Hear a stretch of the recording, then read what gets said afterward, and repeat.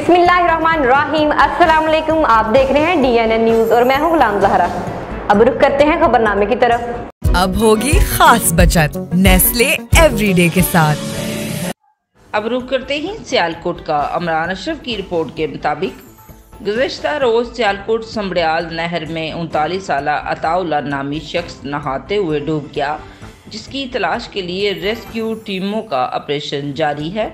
मज़ीद जानते हैं हमारे नुमाइंदे इमरान अशरफ से। जी बिल्कुल, मैं इस वक्त मौजूद हूँ सियालकोट संबड़ियाल नहर के ऊपर, जहाँ पर कल से एक हादसा हुआ है।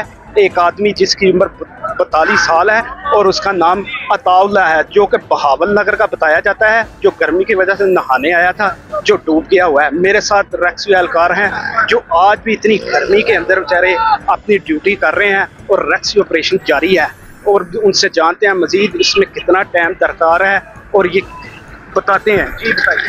जी, कल हमारे कंट्रोल रूम में कॉल मसूल हुई है कि एक 39 साल शख्स अताउल्लाह बहावलपुर का रिहायशी है, वो इधर नहाते हुए डूब गया। हमारी टीम ने इधर रिस्पॉन्ड किया। कल से हमारा ऑपरेशन जारी है। आज भी हमारी टीम सुबह से ऑपरेशन कर रही है, जिसमें लाइन सर्च, स्कूबा डाइव और स्किन डाइव कर रहे हैं।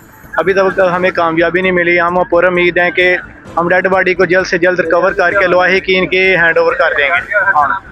जी, जैसा कि रेस्क्यू एहलकार आप बता रहे थे कि ऑपरेशन जारी है और इंशाल्लाह उम्मीद है कि हम जल्दी इसमें कामयाब हो जाएंगे। जी, अब तक के लिए इतना ही। मजीद खबरों के लिए हमारे साथ रहिए।